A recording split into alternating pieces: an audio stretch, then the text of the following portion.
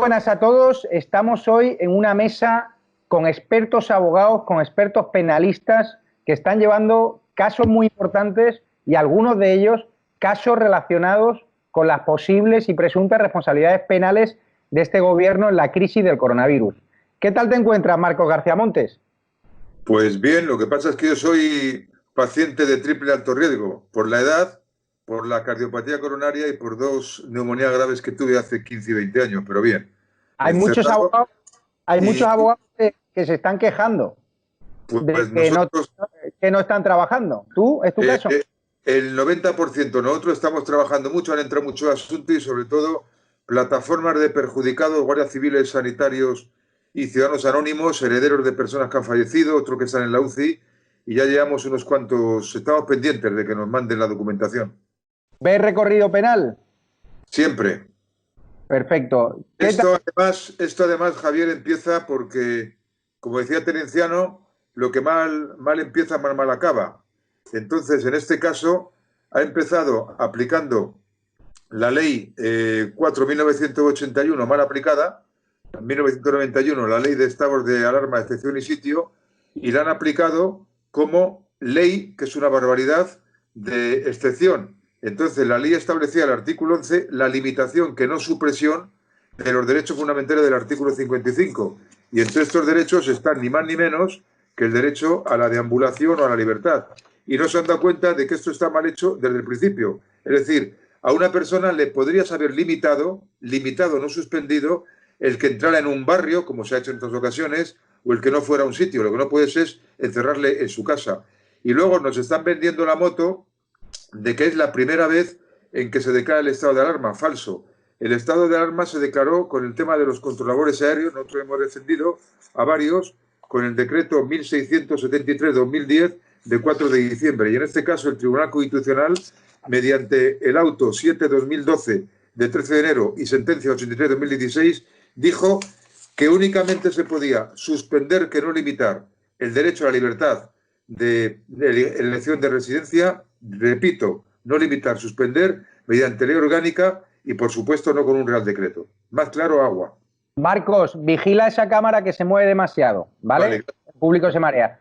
Don Agustín, abogado, penalista, con más de 30 años de ejercicio profesional. Algunos le conoceréis por haber sido o seguir siendo el abogado de La Manada. Algunos te criticarán, algunos criticarán a Estado de Alarma por haberte traído, pero nosotros somos un programa donde siempre creemos que los abogados valen más por su profesionalidad que por sus clientes. Nosotros somos un foro de libertad de expresión y aquí tú estás aquí porque eres uno de los abogados más reconocidos de Andalucía en materia penal. Y quien no lo entienda ya sabe lo que tiene que hacer, no ver este programa, porque me consta que hay televisiones que no te llaman para no parecer que ellos legitiman La Manada. Javier, ¿me dejas hacer una pequeña puntualización? Quiero hablar bien con Agustín, luego la haces. Verás. Entonces, lo importante, Agustín, es que esta es tu casa, aquí vienes en calidad de abogado penalista, aquí cuando toque hablar de La Manada hablaremos, como el caso de la Arandina, que has visto cómo le han rebajado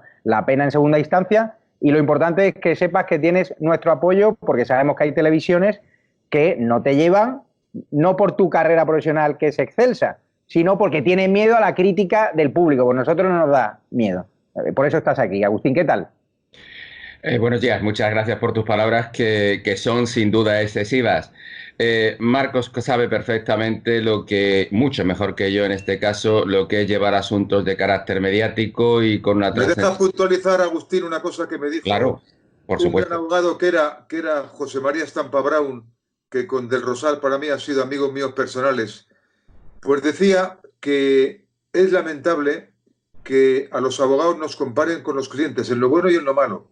Ni somos héroes cuando defiendes a un héroe, ni somos villanos cuando defiendes a un villano. Y eso hay que transmitirlo a la sociedad española. En Estados Unidos, el mejor abogado es el que defiende al más execrable de los asesinos y es el que le pone arriba, ¿no? Y en España todavía hay gente que asocian abogados con el asunto y eso es un error absoluto. Somos profesionales, punto y aparte. Lo importante es que aquí Agustín ha recibido amenazas, como sus clientes también, los jueces que sentenciaron el caso de La Manada también recibieron amenazas, sobre todo aquel que hizo el voto discrepante, Pero bueno, vamos a lo importante. Agustín, ¿ves recorrido penal en las querellas que se están preparando contra Pedro Sánchez, contra el gobierno, contra Fernando Simón? Algunas también hay contra la Comunidad de Madrid, que os preguntaré quién tiene la responsabilidad, si el gobierno o la comunidad. ¿Ves recorrido? Yo en este caso voy a intentar hacer la nota discordante porque sinceramente creo que el recorrido penal es bastante complejo. Plantear un delito de imprudencia grave con resultado de muerte en algunos casos va a llevar a un proceso probatorio que entiendo que va a ser muy, muy complejo. Sí, por contra, estoy absolutamente de acuerdo en la posibilidad de plantear responsabilidad patrimonial contra el Estado, que ciertamente sí puede verse, sí puede en un momento determinado tener un cauce legal mucho más diáfano a la hora de obtener una resolución judicial favorable. Insisto, sé que se han planteado muchas querellas, pero le veo un carácter político que dentro de la Administración de Justicia van a tener entiendo que un recorrido limitado. Juan Gonzalo Espina, gran abogado, uno de los impulsores de la manifestación digital de 3,5 millones de personas. ¿Cómo llevas la resaca de esa manifestación? ¿Tienes el despacho lleno o lo estás pasando mal? Bueno, amigo Javier, muchas gracias por la oportunidad y un gusto saludarte de nuevo aquí en estado de alarma. Efectivamente fue un éxito rotundo esa manifestación, tuvimos un montón de felicitaciones y de mensajes de apoyo, no tanto hacia mí, que entré como experto, sino hacia los organizadores, tanto tú como Carlos Cuesta y todas aquellas personas que formaron parte de la misma. Y estoy ansioso a que vuelvas a organizar una manifestación de estas características para reivindicar la verdad, para defender la justicia y la libertad. También es una gran oportunidad encontrarme aquí a grandes abogados penalistas cuando hemos tenido la ocasión de vernos en la Cámara, tanto como Agustín como Marcos, con quien hemos coincidido en algún procedimiento penal. Es un verdadero lujo. De Agustín puedo decir y remarcar lo que tú habías dicho anteriormente. Agustín es conocedor que en el mes de septiembre publiqué un artículo en 5 días defendiendo su labor como abogado penalista, porque como apuntaba Marcos también, los abogados penalistas ejercemos el derecho de defensa y somos profesionales.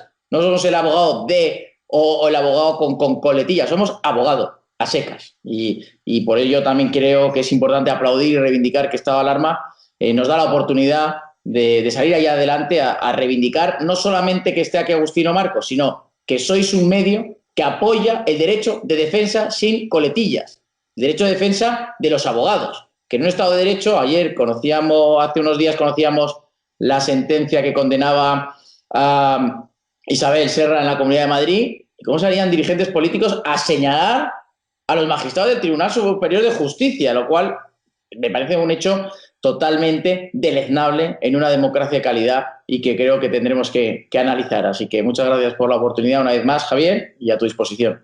Juan, ¿ves recorrido penal en las querellas que se están preparando? Porque hay un aluvión de querellas, como decía Marcos, de todo tipo de sectores, sanitarios, fuerza y cuerpo de seguridad del Estado, partidos políticos, asociaciones cívicas. O sea, el Tribunal Supremo no va a dar abasto, ¿no? Pero va a ser útil para algo, va a servir para algo. Bueno, Javier, por alusiones voy a tomar una posición intermedia entre Marcos y Agustín. Yo creo que sí va a haber responsabilidad penal.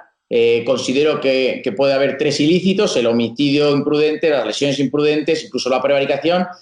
Y se ha apuntado también un delito contra los trabajadores. Creo que Marcos nos puede hablar al respecto por parte de las plataformas de los funcionarios. Sin embargo, coincido con Agustín y como penalistas que somos, que va a haber una gran dificultad en acreditar ese nexo, esa unión entre el resultado y la previsión que no formó parte y que no actuó el Ejecutivo. Es decir, el kit de la cuestión para las personas que nos estén viendo en casa es poder determinar si la actuación del Ejecutivo o de los dirigentes políticos o los responsables tuvo directamente una relación en esos fallecimientos. Y abro un paréntesis, como hemos podido ver esta semana, la responsabilidad, pero estoy convencido que Marcos y otros abogados penalistas lo rebatirán, va a recaer sobre médicos forenses, sobre especialistas en medicina que puedan determinar, epidemiólogos que puedan determinar que efectivamente esos contagios se maximizaron, se agrandaron por la mala actuación del Ejecutivo y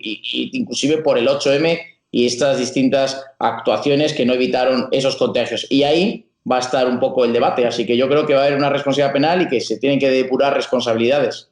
Marcos, estamos viendo ya como hay un choque frontal entre la Comunidad de Madrid, un segundo, y el Gobierno central. Es decir, la Comunidad de Madrid le echa la culpa, por ejemplo, a la delegación del Gobierno de Madrid de haber permitido ese 8M. El delegado de Gobierno dice que la Comunidad de Madrid no le advirtió de los peligros cuando Moncloa ya tenía las advertencias de la organización comunitaria de la cual formaba Fernando Simón, las advertencias de la OMS de que no había que hacer actos y que había que hacer acopio de material sanitario. Y me gustaría saber tu punto de vista, que expliques al espectador quién es responsable, el Gobierno central o la Comunidad de Madrid en ese caso.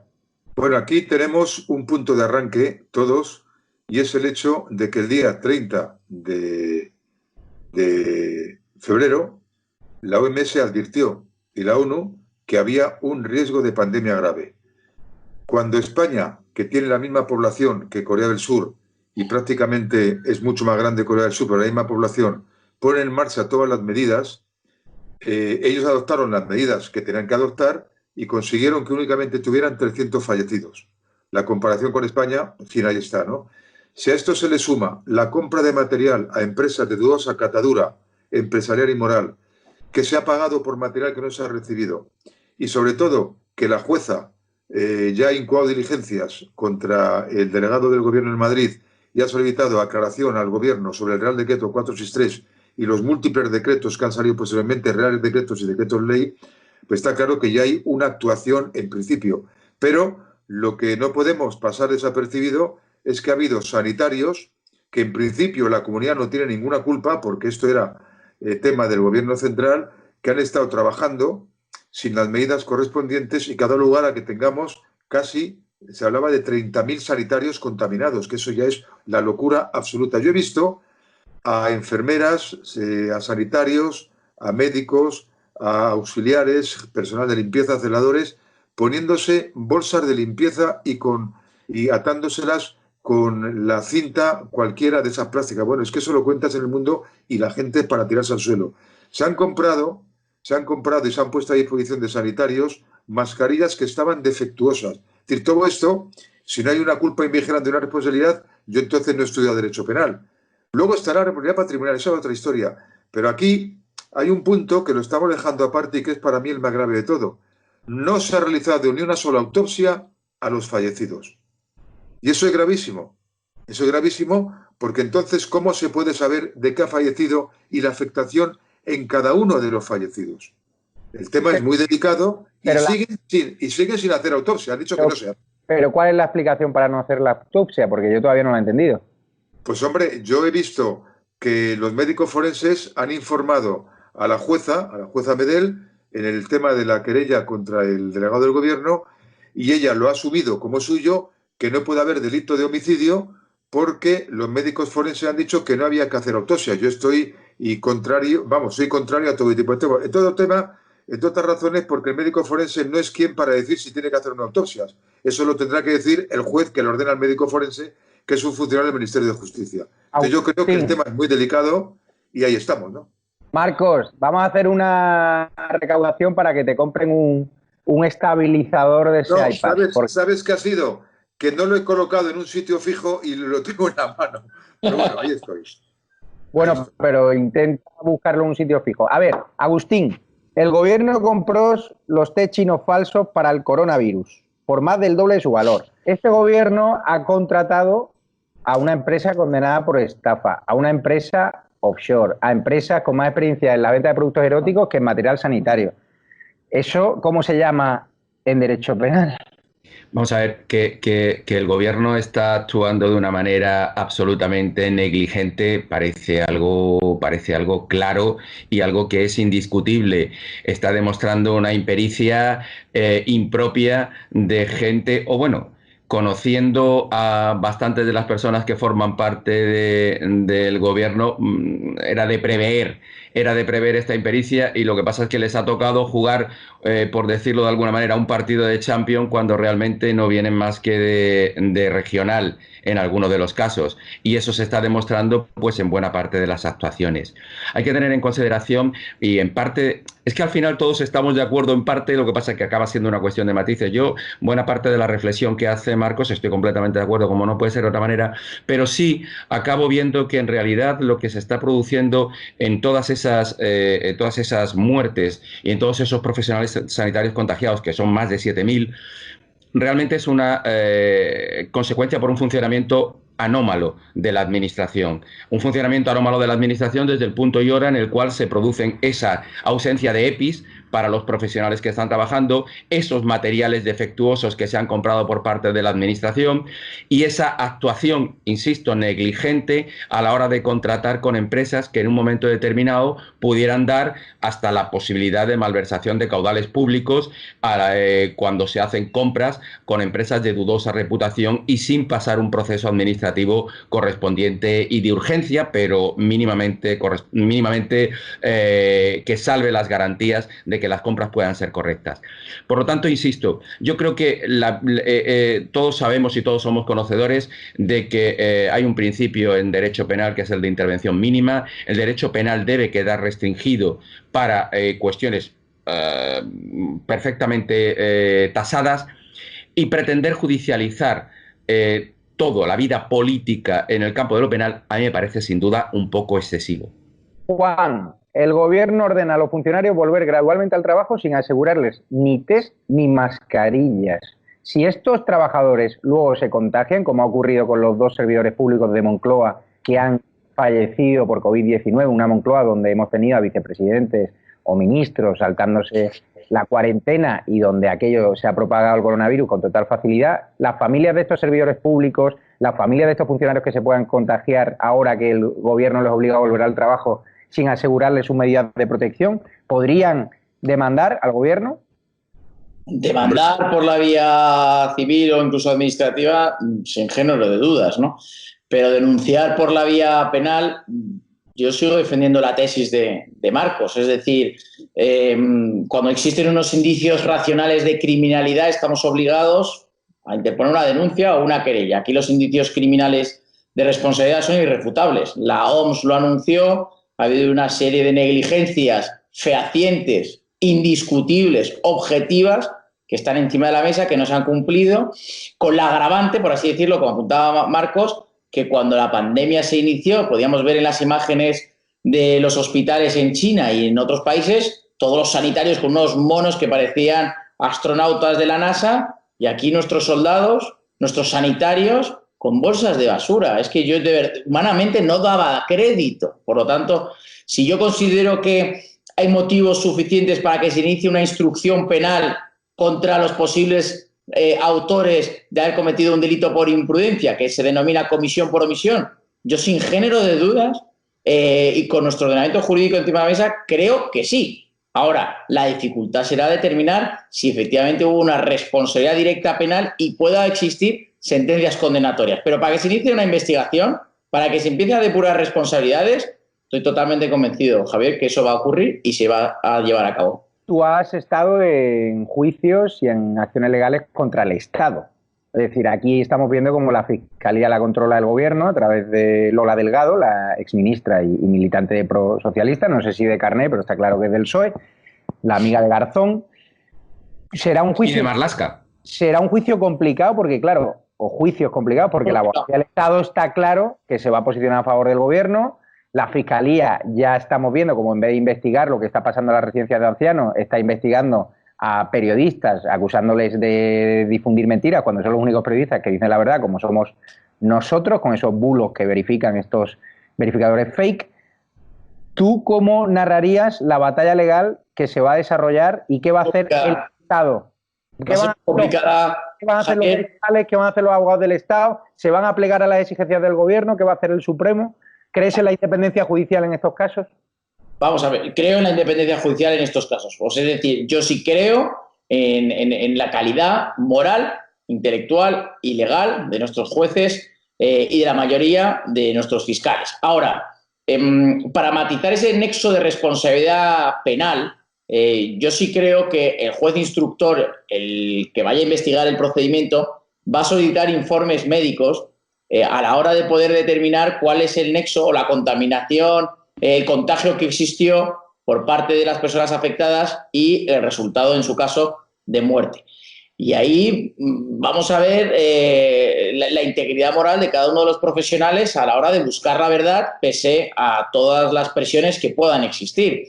También tengo que decirlo, no sé qué opinan mis compañeros. Yo creo que hay distintos rangos de responsabilidad. Una cosa serán los expertos del centro de emergencias y otra cosa los dirigentes políticos que pueden estar más alejados del día a día o de las comunicaciones que se recibieron por parte de la Organización Mundial de la Salud o de la ONU, porque, y ya para concluir, lo más importante creo que aquí es poder determinar si, pudiendo prever un resultado, no hicieron esa diligencia y terminamos con un resultado, en este caso, tristemente de muerte. Don Agustín, ¿cómo ves tú que te has enfrentado también en juicios muy mediáticos, en juicios donde el gobierno y el Estado han roto esa separación de poderes con declaraciones contra tus clientes, con declaraciones contra los jueces que tenían que juzgarles? ¿Crees que es complicado ganar la batalla al Estado y sentar en el banquillo al gobierno? Fíjate, yo en relación con lo que decía Juan, yo evidentemente, porque no puede ser de otra manera, creo en la independencia judicial, pero en sentido inverso, es decir, creo que son mucho más independientes los jueces cuanto menos altos están en el escalafón que cuanto más bajos. Es decir, entiendo que el Supremo es menos independiente que el juez de Zafra o que el juez de cualquier pueblo, de cualquier localidad a la hora de impartir justicia. Y entiendo que, claro, vosotros estabais haciendo referencia a ese proceso penal, a esas diligencias previas y a esa investigación. Claro, al final... digamos que esa denuncia al gobierno, esa denuncia al ministro de Sanidad, esa denuncia al delegado del gobierno, estamos hablando de personas aforadas y estamos hablando de que los tribunales que van a investigar y a tratar estos temas son tribunales de alto rango. Cuidado porque en este país, hace mucho tiempo, en este país las libertades cada vez son menos. En este país la separación de poderes cada vez es menor y en este país están pasando cosas cada vez más graves. Y la administración de justicia, en cierta medida, cada vez está más contaminada. Marcos, tú que eres el abogado más veterano, la justicia ha generado 2 años, ahora es más complicado ir contra el Estado, hay independencia judicial, los jueces tienen más presiones, los fiscales, tú que llevas toda la vida. Bueno, yo quiero recordar en aquellos momentos en los que Juan no había nacido, Agustín estaría, no sé si estudiando, cuando este humilde letrado inició un tipo de actuación que era regenerar y actualizar la acción popular que existía en la ley, pero que nadie sabía qué era, y entre Salas y yo empezamos, en nombre yo, de Rumás y Ruiz Mateos, a iniciar Filesa, fondos reservados, CSIC, y fueron todos condenados, Juan Guerra, todos condenados por el Tribunal Supremo. Es decir, que en aquellos momentos en los que la policía era la prensa, que localizaba hechos supuestamente delictivos, que la Fiscalía éramos los abogados, al final la Fiscalía estuvo con nosotros. Yo creo en los jueces, creo en los fiscales, siempre hay rara avis como hay en nuestra profesión. Y la Fiscalía, si ve, además estoy convencido de que los fiscales son absolutamente independientes, por lo menos el fiscal de calle, que es con el que estamos peleando todos los días, y también los fiscales de arriba, porque han dado un ejemplo terrible en el juicio del Procés, mi amigo Javier Zaragoza y los otros 2 fiscales intentando la condena por rebelión, además poniendo en entredicho la abogacía del Estado, cambiando al abogado del Estado, que ahora está en Ciudadanos, para que no mantuviera la rebelión y dar un escape de salida a la sedición. Pero ahí la Fiscalía la estuvo manteniendo y, de luego, había fiscales que tienen matiz o, por lo menos, ideas socialistas, pero cumplieron con su obligación. Yo creo que se va a hacer justicia y, sobre todo, recuerdo temas que ya están judicializados y terminados. En el caso Alcalá 20, una discoteca cerrada, murieron muchísimas personas y se condenaron a 7 u 8 personas del Ayuntamiento de Madrid por la culpa de vigilando, clarísimo. En el caso Filesa, ¿para qué hablar, no? Y en otros, en Afins, es decir, que aquí hay una responsabilidad que vendrá en cascada. Pero lo que está muy claro es que no podemos dejar al margen hechos tan graves como los que hemos dicho anteriormente. Mascarillas que no se pueden utilizar, sanitarios y personas que están utilizando material que o está en malas condiciones o que no se les ha provido de ellos. el aviso de una pandemia y aquí diciendo que no, que va a ser 1 o 2 personas. Es decir, ha habido una improvisación que además lo ha dicho la Unión Europea y la propia Europa, que nos tienen en el último escalafón de 28 o 30 países que han tenido este grave problema. Entonces, esto no puede quedar impune, pero no puede quedar impune no porque lo diga yo, sino porque está previsto en la ley.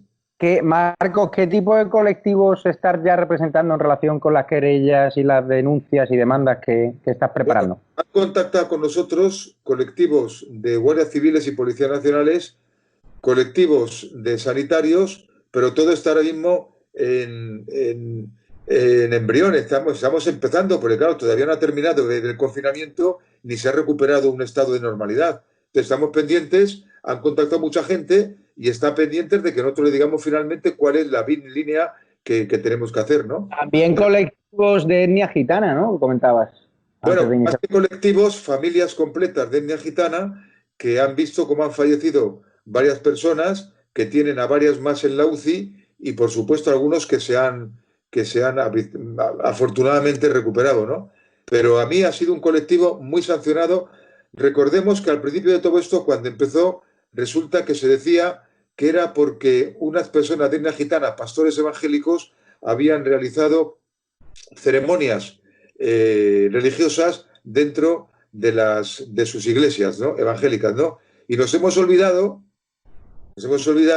que el día 30 de febrero dice la ONU y la OMS, cuidado que hay una pandemia, y que el día 8 de marzo hubo una manifestación por toda España de colectivos feministas, entre los que yo me incluyo, porque tengo muchas secretarias y abogadas en mi despacho, y estoy a favor de la mujer, por supuesto, en la igualdad con el hombre, y a esto todavía no se le ha tocado. Es decir, ni más ni menos que, sabiendo las advertencias, se aprobaron por todos los delegados del gobierno de toda España concentraciones a sabiendas de que esas personas podían estar contaminadas tanto en origen en la manifestación, o ahí fueron infectadas, como que ellos lo fueron tramitando posteriormente o transmitiendo a su familia. Y esto no se hizo nada. Pero, Juan, la estrategia del gobierno está clarísima, es achicharrarse detrás de Fernando Simón, es decir, poner a Fernando Simón de monigote y luego parapetarse en que lo dijo un experto y que el gobierno simplemente seguía las órdenes de los expertos. ¿Tú no crees que es más fácil ir contra el Lumbreras, que dijo que aquí solo iba a haber un contagio, Fernando Simón, que contra Pedro Sánchez, que se va a forar al Tribunal Supremo y que ahí el Supremo siempre es más controlable por los poderes fácticos? Yo creo que no es controlable el Tribunal Supremo. Es decir, aquí hay una cosa que es absolutamente clara. Este comité de expertos, que se puede cuestionar porque ha habido otros expertos que están permanentemente contrariando sus opiniones, es un comité de expertos hecho en España y por el gobierno de España y para el gobierno de España. Pero nos hemos olvidado de que la Organización Mundial de la Salud tenía un comité de expertos mundial que ya nos habían advertido. Es decir, ¿qué van a decir los expertos españoles si los mundiales ya nos venían diciendo y advirtiendo lo que podía pasar? Es decir, esto está muy claro. ¿Por qué el delegado del gobierno o los subdelegados del gobierno de toda España autorizaron manifestaciones sin hacer un informe previo de médicos forenses o médicos especialistas sobre qué podía pasar y cómo estaba todo ello? ¿Por qué no se han hecho todavía chequeos a toda la población de a ver quiénes tienen o no o pueden ser portadores? Es que todavía estamos esperando esto y estamos prácticamente saliendo. Vamos a ver, hay una cuestión que también hay que dejar perfectamente claro. Independientemente de... No quiero yo hacer en este caso, porque ni es mi papel, ni considero que lo están haciendo francamente mal, defender los comportamientos del gobierno. Pero hay una realidad incuestionable. La declaración de pandemia se produce por la Organización Mundial de la Salud el día 11 de marzo. Sí, hasta el día 11 de marzo no había ninguna pandemia en ninguna parte. Con lo cual... No, Agustín, habían advertido de peligro de pandemia. La declaración se hace una vez que se ha constatado que ya existen diferentes enfermos. Pero el peligro estaba dicho anteriormente. Fíjate, Agustín, que te quiero mucho y tú lo sabes, la gran diferencia que tenemos tú y yo. Tú dices que el Supremo y los fiscales no son independientes. Yo digo que sí, que son independientes y que pueden tirar para adelante. Y sin embargo estás defendiendo que no existe ningún delito cuando realmente...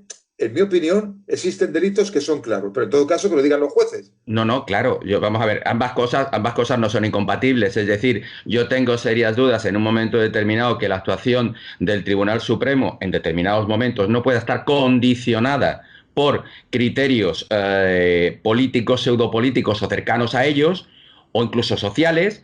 Y, por otro lado, puedo entender que se planteen procedimientos penales, pero dudo mucho de que el final de esos procedimientos terminen en condena. Pero insisto, esas advertencias que la Organización Mundial de la Salud hacían en referencia a la enfermedad no se concretaron en una declaración de pandemia hasta el día 11 de marzo. Por lo tanto, ni hablar de manifestaciones, ni de partidos de fútbol, ni de nada de eso tiene mucho sentido. Yo sí me circunscribo más, y sí estaría muy de acuerdo contigo en relación a la responsabilidad del Estado a la hora de dotar de medios a aquellos profesionales, agentes de la policía, funcionarios de sanidad, cajeras de supermercados que tienen por obligación que abrir y que no tengan los medios suficientes para defenderse de esa enfermedad. Que a la administración no les dote de las EPIs y de aquellos mecanismos para poder defenderse y, como decía Juan con mucho acierto, esos soldados que están en primera fila los mandas sin armas y sin medios de defensa. Esa es la responsabilidad en la que sí creo que perfectamente incardinaría, ya no sé si una posible responsabilidad penal, pero sin duda una responsabilidad patrimonial del Estado. Si en una rueda de prensa se le pregunta a un ministro de Sanidad qué es la cloroquina, y el ministro de Sanidad, que es filósofo, reconoce que no tiene ni idea, un gobierno responsable debería haber cambiado ya a ese ministro de Sanidad, porque si no está incurriendo en presuntas irresponsabilidades. Tú sabes perfectamente que los ministros de Sanidad no necesariamente tienen que ser médicos, como los ministros de Justicia no necesariamente tienen que ser jueces, ni los ministros... Deberían. Y deberían incluso ser los mejores, a pesar de que la meritocracia parece que en este país ha pasado a un segundo plano. Totalmente cierto. Pero... mire usted, al final, mira, yo tengo una duda, y una duda que me lleva corroyendo desde que comenzó todo esto. Cuando se habla de comité de expertos, ¿quién forma ese comité de expertos? Yo creo que debería haber luz y taquígrafos en relación a eso, para que efectivamente esa gente sí pueda ser responsable de las decisiones que toma. A mí, cuando el presidente del gobierno me dice, es que el comité de expertos dice X, se me escapa pensar, bueno, ¿y quién es ese comité de expertos? ¿Quiénes son esas personas, esos médicos, esos virólogos, esos especialistas que se reúnen y toman esas decisiones? Pero igualmente, también quisiera saber quién es el comité de expertos que asesora al Partido Popular, a la oposición. ¿Quiénes son el grupo de médicos y profesionales que les asesoran? Porque al final de eso se trata. Los políticos solamente son esos muñecos que dan la cara sobre después unos ideales que puedan defender. Pero ¿quién está detrás de todo esto? Vamos a hablar de un tema que preocupa. Este gobierno está coartando la libertad de prensa, la libertad de expresión a esos periodistas que quieren preguntar preguntas incómodas, las están vetando directamente. El gobierno de Unidas Podemos ha presentado una denuncia ante la Fiscalía para que persiga una presunta organización criminal que se dedica a propagar bulos. Nos está disparando directamente a los periodistas críticos, a programas como Estado de Alarma, donde nos quieren meter directamente en la cárcel, ellos controlan la Fiscalía rápidamente abre diligencias contra esta presunta organización criminal, que ya les digo yo que no existe, que aquí no está Rusia, no hay nadie, esto no lo financia nadie que tenga que ver con temas delictivos, porque hay 0 euros. Tuve recorrido, tenemos que estar preocupados los periodistas o incluso Vox, a la cual han llevado este gobierno ante la Fiscalía por presunta divulgación de bulos, que es mentira. La mayor fábrica de bulos de este país es la Moncloa a día de hoy. Es Pablo Echenique cuando dijo que esto era como una gripe estacional y que era generar exceso de alarma. ¿Tenemos que estar tranquilos los periodistas o nos van a sentar en el banquillo? Bueno, yo por alusiones... No, le pregunto a Juan, que no ha hablado. Estaba yo aquí muy callado viendo la beligerancia de Agustín, que se demuestra que debe ser un gran abogado en sala, y también es un placer escuchar a Marcos, pues que se notan sus años y sus canas, su bagaje, ¿no? Coincido con él en la independencia de nuestros jueces y de nuestros fiscales, detrás de ellos siempre grandes profesionales. En relación, Javier, a la investigación de los periodistas, yo creo en nuestros jueces y nuestros fiscales. No creo que ningún periodista en este país, en España, que sea crítico con el gobierno, tiene que estar preocupado, porque creo en la fortaleza de nuestras instituciones. Ahora bien, creo que no hay que bajar la guardia. Es decir, creo que empieza a haber síntomas de una gripe de nuestra democracia, por no utilizar términos muy reaccionarios, y creo que tenemos que estar muy atentos, porque ya que se empiezan a fijar precios en mascarillas y comienza a haber, por el otro lado, tintes de las farmacias para no venderlas, es decir, cuando empiezan a haber ya ciertos matices que hemos visto en otros países de Latinoamérica, en nuestro país, sí que creo que es para preocuparse. Por eso yo creo que... Dime. Agustín, no, perdona. Don querido Marcos, estamos viendo cómo la policía y la Guardia Civil están multando fuertemente a personas. Pues el otro día un pobrecillo que sacaba su oveja en Marbella, a una señora que paseaba por Cantabria le apareció el helicóptero de la Guardia Civil y un multazo. Es decir, se está ahogando económicamente con multas, se está pidiéndole a la Policía Nacional y a la Guardia Civil que trabajen para minimizar las críticas de los periodistas críticos, se está obligando a esos guardias civiles y agentes que desplieguen contundencias, y ven a algunos saltándose el confinamiento, cuando el vicepresidente del gobierno se ha saltado la cuarentena y no ha recibido ningún tipo de sanción delante del ministro de Sanidad. Esas sanciones que están recibiendo los españoles de bien que están viendo este programa, de bien me refiero porque yo entiendo, llevas no sé cuánto tiempo confinado, no lo justifico, me parece que está mal hecho, pero yo, el pobrecillo que pasea una oveja en Marbella, que estará apurado económicamente y que llevará encerrado en su casa no sé cuánto tiempo, yo le digo desde aquí que no vuelva a hacerlo, pero no creo que sea justo meterle un multón de 600 o 1.000 euros, cuando Pablo Iglesias no ha recibido ninguna multa. ¿Esas multas van a ser recurribles? Bueno, nosotros en Confilegal ya hemos publicado el tema de residencia de ancianos. Hoy hablamos de las limitaciones o la prohibición a la libertad de expresión. Hemos hablado sobre los problemas de los internos en los centros penitenciarios. Hoy se ha publicado y yo creo que el tema es absolutamente claro. Hay doctrina científica y hay jueces que han escrito ya diciendo que se está aplicando y poniendo multas que son imposibles y que no se pueden poner en la forma que se está realizando. ¿Por qué? Pues porque se está deteniendo a personas, no poniéndose a disposición judicial y aplicándole multas en vía gubernativa por delitos de desobediencia. Es un delito, hay que ir al juez. Segundo punto, tanto que han cuestionado la ley 2015 de protección de la seguridad ciudadana, la heredera de la ley Corcuera, que por cierto, cuando me la leí y todo el aluvión de críticas que tenía por el PSOE y por izquierdas, Podemos, etcétera, me di cuenta que solamente cambiaba el concepto. Las multas que puso el ministro Corcuera eran las mismas multas, pero traducidas a euros que las que venían en esta ley. Es decir, las habían subido de cuantía a pesar del paso del tiempo. Bueno, pues esa ley es la que se está aplicando ahora cuando resulta que se han hartado de decir que era la ley Mordaza y una ley horrorosa, que no la han derogado. Entonces yo tengo que cuestionar que esas multas que son disparatadas puedan ponerse, salvo, y es un tema muy, muy puntual, salvajes y forajidos, por ejemplo, bailando en la calle, haciendo romerías, bueno, eso es de locos, uno pegando a la policía y otra mujer desnuda, un señor que ya le han puesto 15 multas, ellos son forajidos.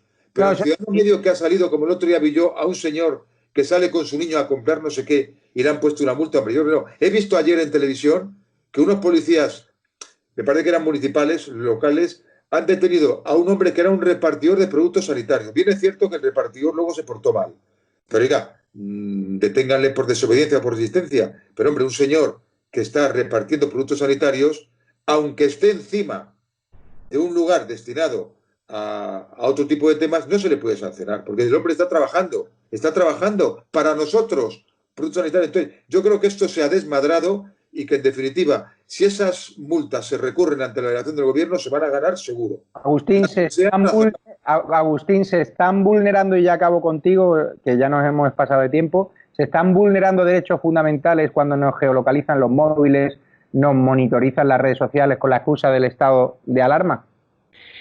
Pero yo no sé hasta qué punto podríamos hablar de ese exceso en relación con derechos constitucionales, pero sí estoy muy de acuerdo con lo que planteaba Marcos al principio, que hacía una reflexión que es importante y que sí que doctrinalmente va a tener su peso, que es si realmente estamos en un estado legítimo de alarma. Y al hilo de esto, decir que, como perfectamente conocéis, hoy es viernes, el miércoles el Tribunal Supremo dio a la señora Carmen Calvo 5 días para que remitiese toda la documentación del estado de alarma al tribunal, a la sala tercera de lo contencioso del Tribunal Supremo. ¿Y el por qué? Pues muy probablemente, porque como bien apuntaba, y probablemente sería fruto de una discusión mucho más larga, este estado de alarma está cogido con alfileres cuando no decir que no es constitucionalmente legal, porque no es constitucionalmente legal la privación de derechos en un estado de alarma, sino más bien en un estado de excepción. Agustín, perdona que te corte, es mucho más claro. Si un señor cree que en las redes sociales le están injuriando, calumniando, acuda al juez, que es el único que puede limitar derechos fundamentales. Artículo 18, derecho a la libertad de expresión y al secreto de las comunicaciones. Y en ese caso se acude y el juez inmediatamente te puede cancelar esa cuenta corriente. Pero, hombre, hacerlo una tercera persona es un auténtico disparate. Vamos a acabar ya. Le quería preguntar a Agustín por cómo están sus clientes de la manada, que yo ya sabes que yo censuro públicamente lo que hicieron en Pamplona, según la justicia. ¿Cómo lo están viviendo? Porque en las cárceles es cierto que hay muchos contagiados y los funcionarios se quejan, los presos se quejan. ¿Qué situación te están trasladando ellos? Pues realmente, como todos los presos que se encuentran ahora mismo en los centros de prisión, con una situación de inquietud importante, tanto por sus familiares como por la situación real que se está produciendo dentro de las prisiones. Las comunicaciones en las prisiones ahora con los abogados son muy difíciles, son muy complejas y realmente, bueno, pues una situación... Agustín, perdona que te corte. Yo rompo una lanza a favor de los presos, la familia y de los funcionarios.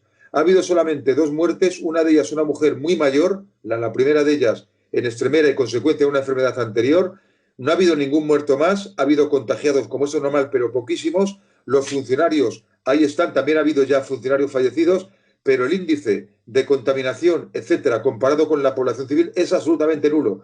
Y a mí y a mis compañeros de despacho no nos dejan entrar en ninguna prisión. Te lo digo porque hemos hablado y en alguna de ellas te dicen, tiene usted que firmar como que se hace responsable si le pasa algo. Hombre, con eso yo no voy. Pero, por ejemplo, Cáceres, que no. Ocaña, que no. Y te puedo decir muchas más. Es decir, los presos... Granada no. Pero también es cierto que la Dirección General, en este caso hay que romper una lanza por el juez, que es el director general, nos han dejado a los abogados que tengamos videoconferencias con los clientes. Y hay que agradecerlo también. Marcos, ya estamos fuera de tiempo. Agustín, última pregunta. ¿Crees que el hecho de que hayan rebajado la condena a los chicos estos de la Arandina os puede beneficiar? Que yo censuro también lo que hicieron estos jóvenes de la Arandina, por supuesto, según la justicia. ¿Os puede ayudar en algo a vuestra causa? A nosotros absolutamente nada. Nuestro asunto es un asunto ya juzgado y finiquitado y tiene difícil resolución. Yo, permíteme, antes de terminar, porque veo que estamos a punto de terminar, 2 cuestiones. Indicarte que me parecería que, independientemente de este tema, que ha sido muy interesante, me gustaría que planteases un debate pronto en relación con la situación de la justicia, porque la justicia en sí puede ser una de las grandes perjudicadas, ya no por el estado de alarma, sino por el post-estado de alarma, por esa posguerra en la que nos vamos a ver en los meses posteriores, dada la circunstancia precaria de medios en la que se encuentra la Administración de Justicia. Es impresionante, es increíble que no se pueda teletrabajar, que los funcionarios no puedan teletrabajar, que no haya medios y que los edificios judiciales sean los que posiblemente menos preparados puedan estar para la situación a la que nos vamos a enfrentar a partir de ahora. Es muy grave lo que puede ocurrir en la Administración de Justicia, que como siempre es la gran olvidada de la Administración. Y los propios jueces y fiscales que tampoco tienen garantías de que no se puedan contagiar. Es decir, todos miramos por aquí, jueces fiscales. Y por último, pedirte, permíteme... Agustín, si no te quieres abogado, macho, ¿eh? Bueno, perdóname, hijo. Permíteme, porque te tengo que tirar de las orejas, Javier, me gustaría que dieras una explicación, porque yo realmente no lo entendí. Y como yo creo que mucha gente, sabes que te admiro y sabes que te respeto, pero sinceramente te tengo que decir que no me pareció muy afortunado el tuit que pusiste en relación con el fallecimiento de José Mari Calleja. Y me gustaría que lo explicases, me gustaría que qué necesidad había, sí, además viene en relación con todo esto, qué necesidad había de mezclar.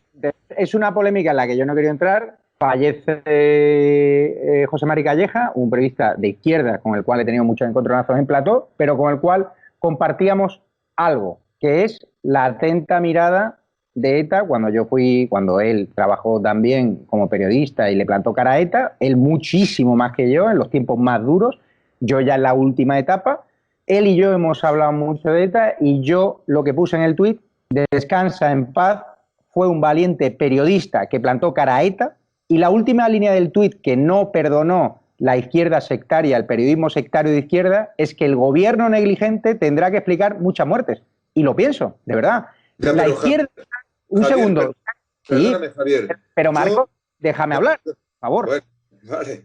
Aquí, o sea, la izquierda sectaria quiere llegar a un momento en el cual ni siquiera los periodistas constitucionalistas del otro bando, como lo llaman ellos, podamos reivindicar la figura de un gran periodista de izquierdas.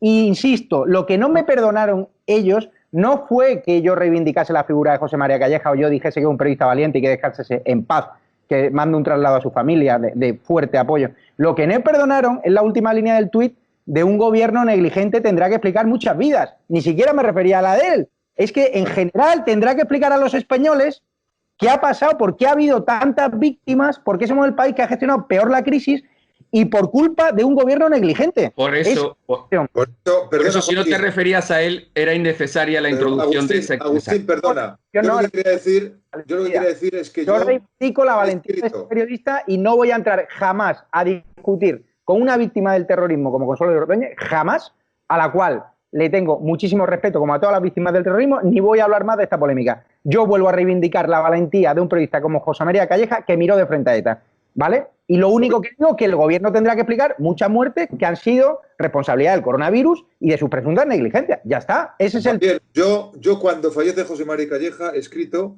y he dicho dos cosas. Primero, que a pesar de que políticamente podíamos solo estar de acuerdo en muchas cosas, era una gran persona, sí, un hombre tolerante, un hombre educadísimo, un hombre bueno y un hombre con el que se podía dialogar. Es decir, era un hombre de bien. Luego, que estuviera o no de acuerdo con tus ideas, él siempre respetó lo que... Marco, ese no es el debate, eso lo sabemos todo, pero el debate es que la izquierda mediática no me perdona a mí, que yo ya he reivindicado a un gran periodista de izquierdas con el cual yo he hablado mucho tiempo de Euskadi, de la amenaza de ETA, con el cual fuera de los platós tenía una buena relación, era una persona de buen trato, dentro de los platós nos enzarzábamos, pero yo hago la pregunta y cierro ya el programa y no doy turno de debate. ¿Qué habría hecho Ferreras y la izquierda mediática si José Mari Calleja fallece en crisis del coronavirus con un gobierno del Partido Popular?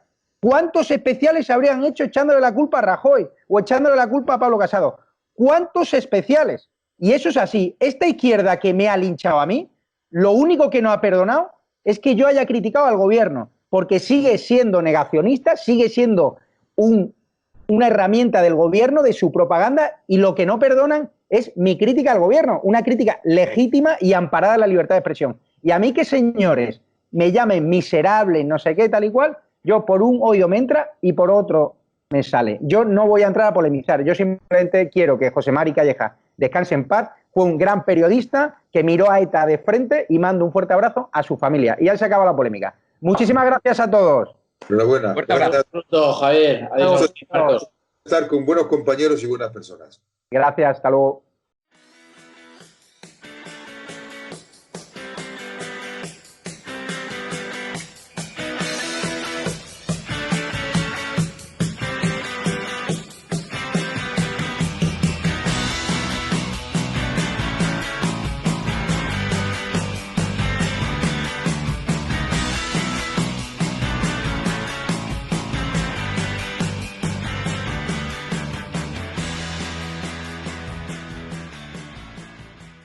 Mucho más allá de algún caso. Le diría que les va la vida. Tenemos un incremento de casos muy significativo. Cada decisión minuto a minuto está siendo la adecuada. No lo puedo explicar. Pueden sentirse protegidos. Esta es la situación que tenemos en la UCI. No conozco el detalle concreto del fármaco. Por referirme a lo que estaba contando. Se tratan de test fiables, homologados. Ya no tiene punto de retorno. La obligación del gobierno es gobernar. Y gobernar significa decidir. No dormiría por la noche, junto con el 95% de los ciudadanos de este país que tampoco se sentirían tranquilos. Dame los telediarios, uno de los 2 telediarios al día.